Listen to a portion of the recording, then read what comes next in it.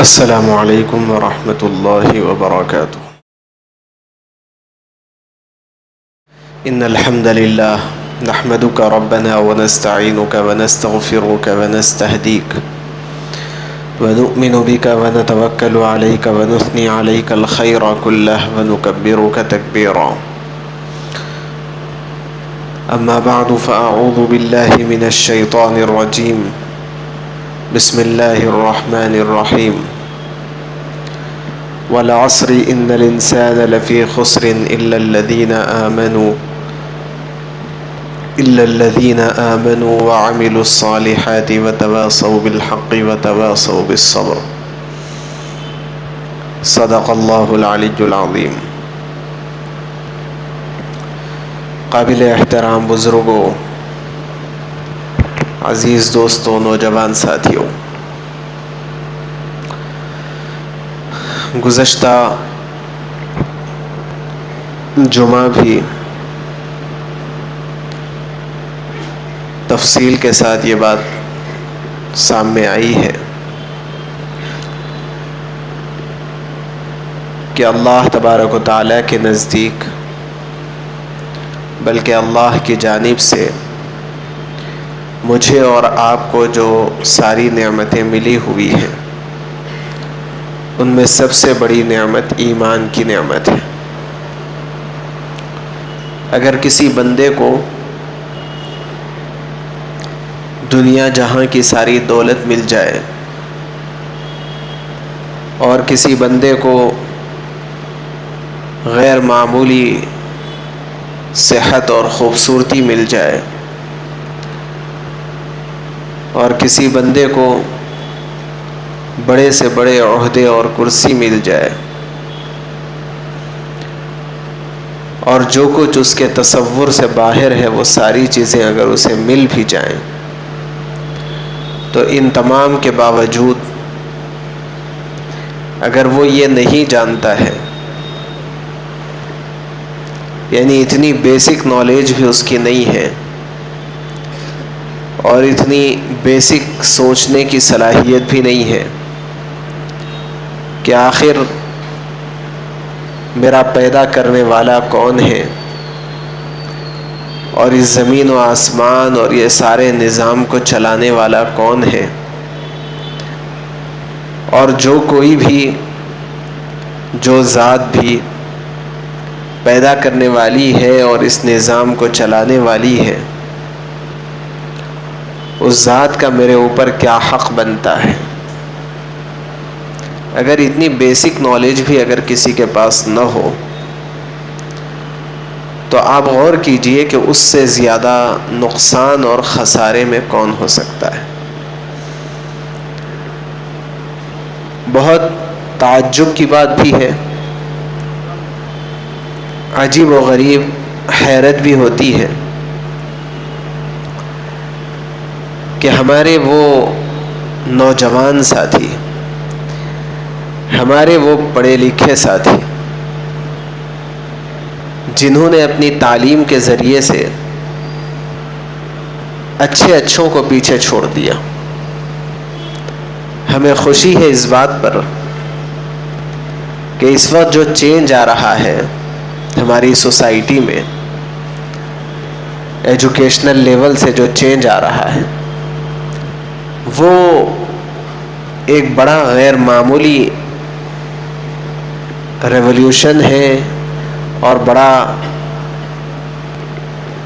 غیر معمولی جو ہے مسرت اور خوشی کی بات ہے۔ آپ تھوڑا سا کمپیئر کریں گزشتہ 3 سال پہلے تک کے ریزلٹس، یعنی آپ کرونا سے پہلے اور کرونا کے بعد کے ریزلٹس کو اگر کمپیئر کریں گے تو اللہ کا فضل و کرم یہ ہے کہ بڑا اویئرنیس مسلمانوں کے اندر اور مسلمان لڑکے اور لڑکیوں کے اندر پیدا ہو رہا ہے اپنے ایجوکیشن کو لے کر کے۔ یہ بہت خوش آئند بات ہے، بہت اچھی بات ہے، اور ہمیں امید یہ ہے کہ یہ اویئرنیس اب ڈاؤن نہیں ہوگا اب یہ ڈیولپ ہی ہوتا رہے گا انشاءاللہ، اور اس کی جو کچھ بھی وجوہات رہی ہو وہ اپنی جگہ ہے، لیکن ان تمام چیزوں کے ساتھ ساتھ جو ایک مائنس پوائنٹ ہے، جو ایک ڈرا بیک ہے، بلکہ جو میں یہ کہوں گا کہ جو ایک بلیک باکس ہے، پتہ نہیں یہ بلیک باکس کی ٹرمینالوجی سب کو معلوم ہے کہ نہیں، تو یہ جو صورتحال ہے وہ یہ ہے کہ بھئی فزکس کے سمندر میں غوطہ لگا چکے ہیں، بیولوجی کے مختلف پروجیکٹس کو قید بنا لیا ہے ہم لوگوں نے، ہمارے کنٹرول میں آ گئے سب۔ بعض مسلمان ڈاکٹرز کی ایسی عجیب و غریب کارگزاری ہے کہ انتہائی کریٹیکل، انتہائی ڈیفیکلٹ کیسز چٹکیوں میں اور سلوٹوں کے اندر وہ مینیج کر رہے ہیں مسلم ڈاکٹرز۔ تو بیولوجی کو اپنا قیدی بنا لیا ہے ہم لوگوں نے، بہت ساروں نے۔ سول سروسز کے اوپر کمانڈ حاصل کرنے کے لیے غیر معمولی رات دن ایک کرنے میں لگے ہوئے، کیمسٹری کو اپنے قابو میں کرنے کے لیے خون پسینہ ایک کرنے جا رہے ہیں، یہ سب کچھ ہے، لیکن کبھی یہ سوچنے کی صلاحیت نہیں اور یہ غور کرنے کا موقع نہیں، یہ جس دماغ سے میں یہ سارے اہم ترین مضامین کو سمجھ رہا ہوں اور جس آنکھ سے میں یہ سب کچھ پڑھ رہا ہوں اور جس جسم کو استعمال کر کے میں اس دنیا کے اندر سروائیو کر رہا ہوں،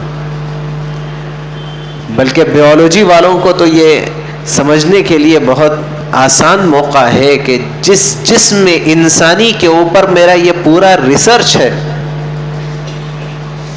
اور اس کے اندر جو ڈیفیکلٹی ہے، آخر اس کا بنانے والا ہے کون؟ آخر اس کا پیدا کرنے والا ہے کون؟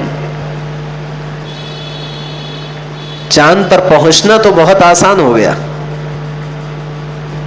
اب آسان نہیں تو اور کیا کہیں گے، انڈیا پہنچ گیا اور کئی بار پہنچ گیا، تو اس کا مطلب بہت آسان ہو گیا۔ جب انڈیا پہنچ سکتا تو دوسرے اور بھی پہنچ سکتے۔ شعاعوں کو اپنے قابو میں لے لینا تو بہت آسان، وہ کیا مشکل ہے؟ جو ویوز ہے وہ ویوز کو ایسا کنٹرول کر لیا گیا کہ اب تو یہ کوشش کی جا رہی ہے کہ آج سے 500 600 800 1400 سال پہلے کس نے کیا کہا ہے وہ ساری کی ساری آوازوں کو دوبارہ محفوظ کر کے ان کو لوگوں کو سنا دیا جائے۔ ٹھیک ہے، ریسرچ چل رہا ہے، کوئی بڑی بات نہیں، کریں۔ یہ جو ویوز ہیں، ان ویوز کو کنٹرول میں کرنے کی پوری کوشش، حالانکہ وہ نظر آنے والی چیز نہیں ہے،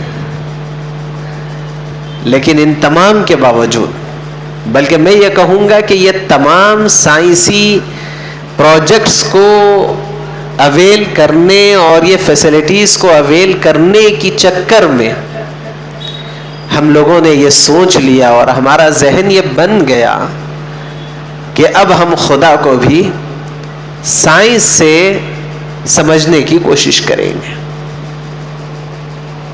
یہ ہمارا ذہن بن گیا،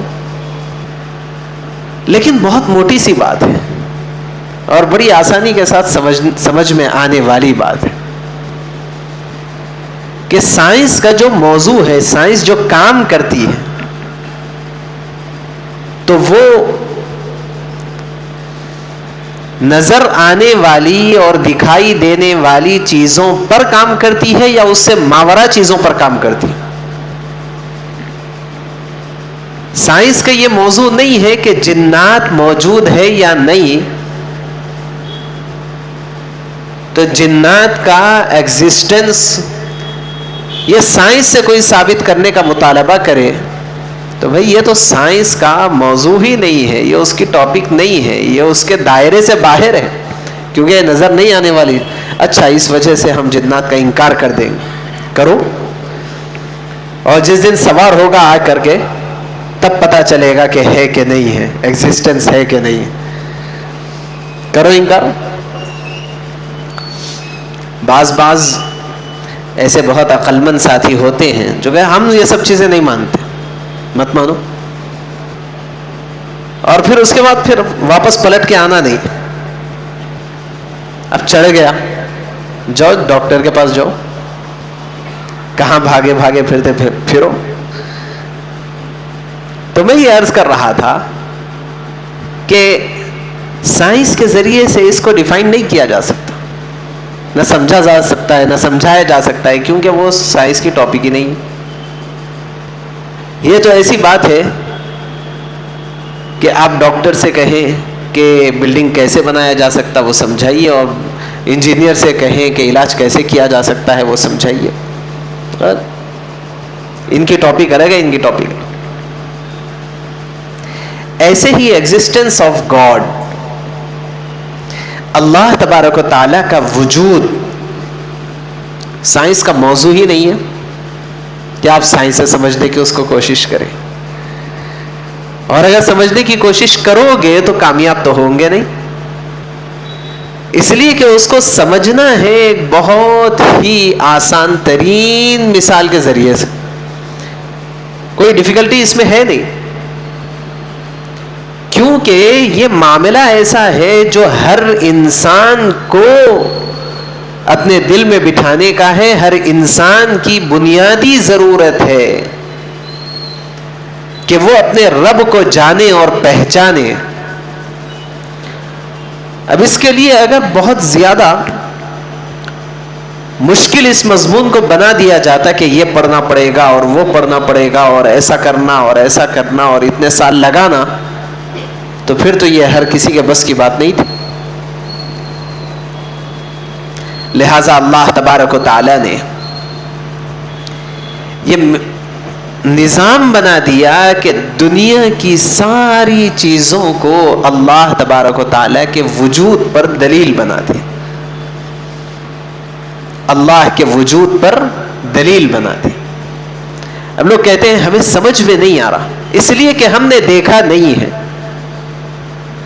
سمجھ میں نہیں آ رہا اس لیے کہ ہم نے دیکھا نہیں ہے. تو دیکھنا الگ چیز ہے اور سمجھنا الگ چیز ہے. یہ تو میری سمجھ کی غلطی ہے کہ نظر نہیں آ رہا ہے, اس وجہ سے میں کیسے مانوں. دنیا کے اندر ایسا نہیں ہے کہ ہم صرف انہی چیزوں کو مانتے ہیں جو نظر آتی ہے, بلکہ ہم نے بہت ساری ان چیزوں کو مان لیا ہے جو نظر نہیں آ رہی,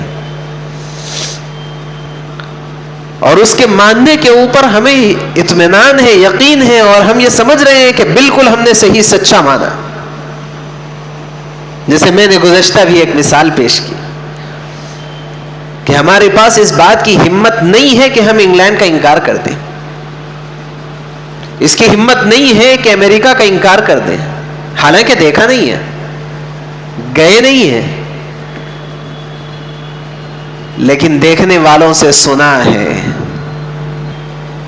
لیکن جا کے آنے والوں سے خبریں لی ہے, اور وہ خبریں دینے والے اتنے زیادہ ہیں کہ ہم یہ اطمینان نہیں کر سکتے کہ یہ جھوٹے ہیں, نہیں کہہ سکتے. ایسے ہی یہ زمین و آسمان, یہ چاند و سورج, یہ میں اور آپ, یہ چرند و پرند, دنیا کی ہر چیز اس بات پر پروف ہے کہ کوئی نہ کوئی اس کے پیچھے, اس کا بنانے والا بھی ہے, اس کا چلانے والا بھی. یہ ایسا نہیں ہے کہ بگ بینگ ہوا, جیسے میں نے پرسوں کہا ہے گزشتہ جمعہ کہ ہمارے اسٹوڈنٹس کو بھی چاہیے کہ ذرا اپنے لیکچرر سے پوچھیں، جب آپ کو یہ تھیوری پڑھائی جا رہی ہو سائنس میں، بجائے اس کے کہ ہر بات کو آپ بہت ہی اطمینان سے سن رہے ہیں، سمجھ رہے ہیں، اور سمجھ میں نہیں آیا تو سمجھنے کی کوشش کر رہے ہیں، اور تب بھی سمجھ میں نہ آیا تو مان لے رہے ہیں ویسے ہی. کہ کیا کبھی کسی نے یہ دیکھا ہے کہ کہیں پر بم بلاسٹ ہوا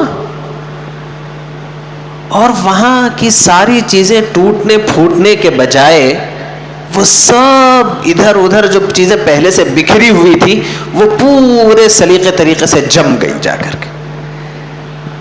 ایسا ہوا کبھی؟ اور ہو سکتا ہے، پاسبلٹی ہے، لاجک ہے. لاجک کا نعرہ لگانے والوں اور ہر چیز کے اندر لاجک پوچھنے والوں، اپنے بگ بینگ کے اندر لاجک بتاؤ، ایوولوشن کے اندر لاجک بتاؤ. پیدا کرنے والا کوئی ہے نہیں، اور بس انسان ایوالو ہو گیا ہے، اور مختلف طریقوں سے ہوتے ہوئے کبھی بندر، کبھی یہ، کبھی وہ ہوتے ہوتے انسان بن گیا. لاجک بتاؤ. ہمت ہے لاجک بتانے کی؟ پوری دنیا کے سامنے آوازیں نکالتے ہو اور اپنے خراتے رہتے ہو کہ یہ اللاجیکل ہے، یہ اللاجیکل ہے. اسلام سے ہٹ کے کسی بات کے اندر لاجک نہیں ہے، اور جتنا لاجیکل اسلام ہے اس سے زیادہ لاجیکل کوئی اور مذہب نہیں، کوئی اور تھیوری ہو نہیں سکتی. عجیب و غریب کہ ایک دھماکہ ہوا اور وہ دھماکے نے سورج کو اپنی جگہ پہنچا دیا، وہ دھماکے نے زمین کو اپنی جگہ ٹھہرا دیا، اور اس دھماکے نے چاند کو اپنے وقت پر نکلنے کا پابند بنا دیا، اور وہ دھماکے نے ہواؤں کو اپنے وقت پر چلنے اور پہاڑوں کو اپنے جگہ قائم ہونے اور ندی نالوں کو اپنے جگہ بہنے اور آسانی زبردست طریقے سے جو ہے ہریالی اور بڑے بڑے باغات کے وجود میں آنے کا سبب بنایا. پاگل ہو گئے ہو اور کچھ نہیں ہے. کیا پڑھا رہے، کیا پڑھ رہے ہو، اور کس چیز کے اوپر بلیو کر رہے ہو؟ یاد رکھیے یہ اللہ تبارک و تعالیٰ کے انکار کو پاسبل بنانے کے لیے مختلف قسم کی تھیوریز گھڑی گئی ہے، اور مختلف قسم کے نظریات کو پیش کیا گیا ہے، اور ہمارے پاس کوئی ہمت نہیں ہے اس کے سلسلے میں کسی سے کراس کوسچن کر لیں. کبھی کوئی ہمت نہیں ہے، اس وجہ سے کہ ہم اتنے ڈیپتھ کے ساتھ پڑھتے ہی نہیں ہیں. ایک کریٹر ہے جس نے اس سارے نظام کو بنایا ہے. شاید میں نے پہلے بھی ایک واقعہ سنایا تھا کہ یہ معاملہ ایتھیزم کا، ایگنوسٹزم کا آج سے نہیں ہے، یہ تو بہت پرانا ہے. نام نئے نئے رکھ کے ہر زمانے کے اندر چلاتے رہتے ہیں. اصل میں ہوتا یہ ہے کہ جو قومیں دوسری قوموں پر غالب ہوتی ہیں وہ قومیں، نیچے والی قومیں جو ہیں ان سے مرعوب ہوتی ہے، ڈری سہمی رہتی ہے، اور یہ ماڈرن سلیو ہوتے ہیں اوپر کی قوموں کے. پتہ نہیں میں اپنی بات پوری آپ کو سمجھا پا رہا ہوں کہ نہیں. جو لوگ ڈومینیٹ کرتے ہیں، جن کے اوپر ان کا ڈومینیشن ہوتا ہے، وہ نیچے والے لوگ اوپر والے لوگوں سے ڈرے سہمے ہوتے ہیں اور ماڈرن سلیو ہوتے ہیں، سلیو ہوتے ہیں. اب وہ جو کہیں گے وہی صحیح، وہ جو پہنیں گے وہی صحیح، وہ جو کھائیں گے وہی صحیح، وہ کھڑے کھڑے پاخانہ کر لیں وہی صحیح، وہ کھڑے کھڑے پیشاب کر لیں وہ فیشن، وہ اپنے کپڑے اتار دیں وہ صحیح، وہ سر کے بل چلنے لگیں گے وہی صحیح. لیکن الاسلام یعلو ولا یعلا، اسلام کہیں بھی سلیو کو قبول نہیں کر سکتا ہے، اور جو اسلامی تعلیمات سے پیچھے رہے گا وہ نہ چاہتے ہوئے سلیوری کے اندر پڑ جائے گا، کسی نہ کسی کا غلام بن جائے گا. اسی لیے کہتے ہیں جو خدا کی غلامی میں آنا نہیں چاہتا ہے وہ کتوں کی غلامی کرنے پر مجبور ہوتا ہے. وہ کتوں کا غلام بنا ہوا ہے، کتوں کا خادم بنا ہوا ہے. وجہ کیا ہے؟ انہیں منظور نہیں ہے اللہ کی غلامی. تو اب ان کی زبان اوہو، وہ زبان کا سیکھنا ہمارے لیے فخر ہے. سوچ کو صحیح کرنے کی ضرورت ہے. میں کہتا ہوں اور پوری بصیرت کے ساتھ میں یہ عرض کرتا ہوں اور اپنے سارے اسٹوڈنٹس کو بھی یہی سمجھاتا ہوں اور آپ کو بھی کہہ رہا ہوں. سمجھ میں آیا مان لیجئے، نہ سمجھ میں آیا تھوڑا بازو رکھ لیجئے، بعد میں دنیا سمجھا دے گی. کہ یاد رکھیے، انگریزی میرے اور آپ کے لیے کوئی فخر نہیں ہے، فخر نہیں ہے، فخر نہیں ہے، ضرورت ہے. اس سے زیادہ کچھ نہیں ہے. میں جو انگریزی کے جملے آپ کے سامنے کہتا ہوں یہ آپ کی ضرورت کے لیے میں کہہ رہا ہوں. یہ مطلب یہ نہیں ہے اس کے لیے میرے پاس اردو کا کوئی جملہ نہیں ہے. انگریزی کوئی فخر نہیں ہے، ضرورت ہے اور ضرورت کو ضرورت کی حد تک رکھا جاتا ہے. چپل میری اور آپ کی ضرورت ہے. اس کا مطلب یہ نہیں ہوتا کہ آپ مسجد کے اندر چپل لا کر کے سجدے کی جگہ پر رکھ دیں. ٹوائلٹ ہر گھر کی ضرورت ہے. اس کا مطلب یہ نہیں ہے کہ آپ بیڈ روم میں بیڈ کے اوپر جو ہے کموڈ رکھ کر کے شروع ہو جائیں. ضرورت کو ضرورت کی حد تک رکھا جاتا ہے. انگریزی میرے اور آپ کے لیے فخر کی بات نہیں ہے کہ مجھے انگریزی بولنا آتا ہے. ہاں ٹھیک ہے، آتا ہو. جہاں انگریزی کی ضرورت ہے انگریزی کو استعمال کریں گے، جہاں ضرورت نہیں ہے استعمال نہیں کریں گے. وہ ہمارے لیے کوئی فخر نہیں ہے. جتنا بیڑا یہ غلط سوچ نے غرق کیا ہے میرے بھائیوں، اتنا بیڑا کسی اور سے غرق نہیں ہوا. میں آپ کی تعلیم کا مخالف نہیں ہوں. آپ میں سے ہر ایک کو کہتا ہوں کہ اچھی سے اچھی تعلیم حاصل کیجئے. میری اور آپ کی سوسائٹی کو جہاں ایک عالم اور مفتی کی ضرورت ہے، وہیں مجھے ایک مسلمان ڈاکٹر کی ضرورت ہے، مسلمان ایڈوکیٹ کی ضرورت ہے، مسلمان انجینئر کی ضرورت ہے، مسلم آئی ٹی پروفیشنلز کی ہمیں ضرورت ہے. ہر میدان کے اندر مسلمان کی ضرورت ہے، اس سے انکار نہیں ہے. لیکن اپنی تعلیم کے لیے اپنے حدود کو متعین کر کے رکھیے. ایسا نہیں ہے کہ آپ جو کچھ حاصل کیے ہوئے ہیں آپ اپنی تعلیم کی وجہ سے اسلامی تعلیم کو آپ پیچھے ڈال دیں، خدا اور رسول کی تعلیمات کو آپ اپنے پیٹھ کے پیچھے کر دیں اور اس کی ضرورت کو آپ محسوس نہ کریں اور اس سے آپ بے پرواہ ہو جائیں. ایگزسٹنس آف گاڈ یہ سمجھنے کے لیے سائنس کی ورق گردانی کرنا یہ ایسے ہی ہے جیسے آپ کو بلڈنگ بنانا ہو اور بایولوجی کی کتابوں کو آپ چھان رہے ہیں کیسے بلڈنگ بنائی جائے. اور اگر کسی کو ایسا کرتے ہوئے آپ دیکھیں گے تو اس کو تھپا ماریں گے، بے وقوف کہیں گے. تو یہ بے وقوفی نہیں تو اور کیا ہے؟ تو یہ ایتھیزم ہے، یہ ایگنوسٹکزم ہے. آج کی پیداوار نہیں ہے، بہت پہلے سے. ایک مرتبہ حضرت امام ابو حنیفہ رحمہ اللہ سے کسی کا سامنا ہو گیا، ایتھسٹ کا. مجھے پتا نہیں خدا ہے کہ نہیں ہے، مجھے اب تک سمجھ میں نہیں آیا کیونکہ میں نے دیکھا نہیں ہے. اچھا جو لوگ دکھا رہے ہیں دیکھو یہ ہے خدا، جو لوگ دکھا رہے ہیں دیکھو یہ ہے خدا. خدا کو مختلف شکلوں میں جو دکھانے کی کوشش کر رہے ہیں، ذرا وہاں تھوڑا لاجک پہ غور کرو، وہاں کی پاسبلٹی پہ غور کرو. تو امام صاحب رحمت اللہ علیہ نے فرمایا بھئی دیکھو ایک کام کریں گے، اگر تم نہیں مانتے ہو اور کوئی دلیل تمہارے سامنے کام نہیں کر رہی تو ایک ڈیبیٹ رکھ لیں گے. وہ بہت خوش ہو گیا، ہاں بالکل. جس کو ماننا ہی نہیں ہے اس کے پاس تو سب سے بڑا حربہ ڈیبیٹ ہوتا ہے. کیوں؟ وہ یہ سوچتا ہے کہ وہ جتنے بھی دلیلاں دے لو میرا کام تو نہیں سمجھ میں آیا بولنا ہے. جب میں سمجھ میں نہیں آئیں گا تو سامنے والا جیت کیسا سکتا؟ باطل کا سب سے بڑا حربہ ہے. سمجھے آپ؟ ڈیبیٹ طے ہو گئی. اور کیسے طے ہوئی؟ قانونی طور پر اس طرح سے کہ پورے کے پورے مجمع کو ایک بڑے میدان میں جمع کیا جائے گا. بالکل آئی ایم ریڈی. اور اسٹیج لگے گا، اور اسٹیج کے اوپر آ کر کے آپ کو دلائل دینا ہوگا ایگزسٹنس آف گاڈ پر، اور مجھے اس کا دفاع کرنا ہے، اور اس کو جو ہے مجھے گاڈ کے نہ ہونے کے اوپر میں دلائل دینے والا ہوں. طے ہو گیا؟ اچھا ٹھیک ہے. اب جس دن یہ ڈیبیٹ تھی، سارا مجمع، تلاطم خیز مجمع، ٹھاٹے مارتا ہوا مجمع جمع ہے، اور حضرت امام ابو حنیفہ رحمۃ اللہ علیہ کا تو ایک بہت بڑا مقام و مرتبہ تھا.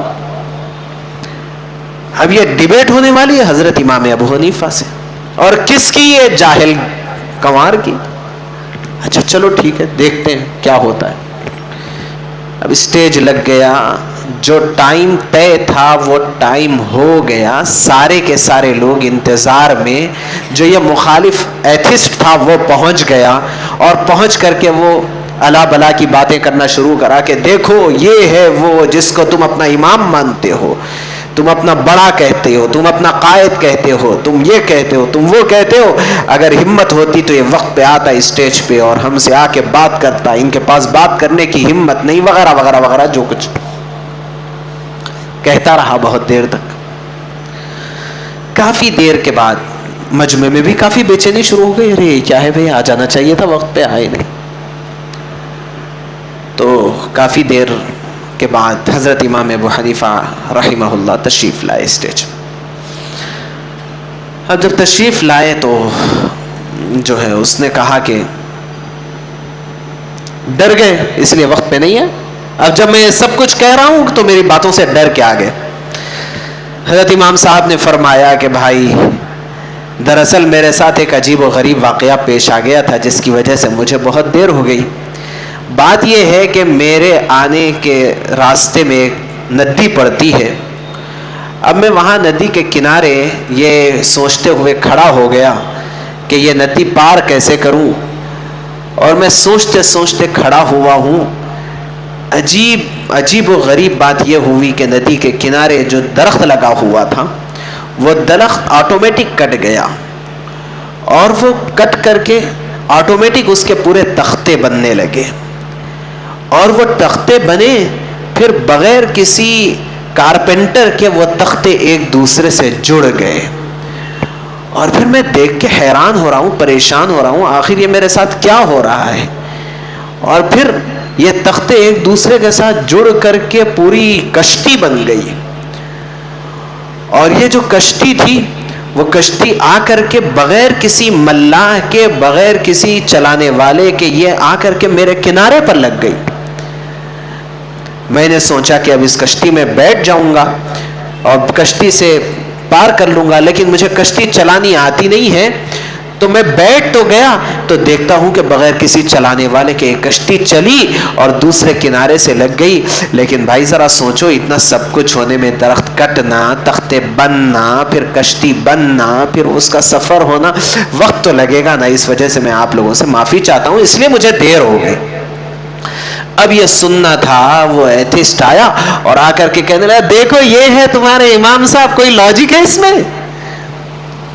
کوئی بات سمجھ میں آنے والی ہے؟ یہ تمہارے امام ہیں جو کہہ رہے ہیں، امام ابو حنیفہ اپنے آپ کو کہتے ہیں، یہ کہہ رہے ہیں درخت خود بخود کٹ گیا، اور یہ کہہ رہے ہیں کہ تختے خود بخود بن گئے، یہ کہہ رہے ہیں کہ بغیر کسی کارپینٹر کے کشتی بن گئی، اور بغیر کسی چلانے والے کے یہ چلنے لگی.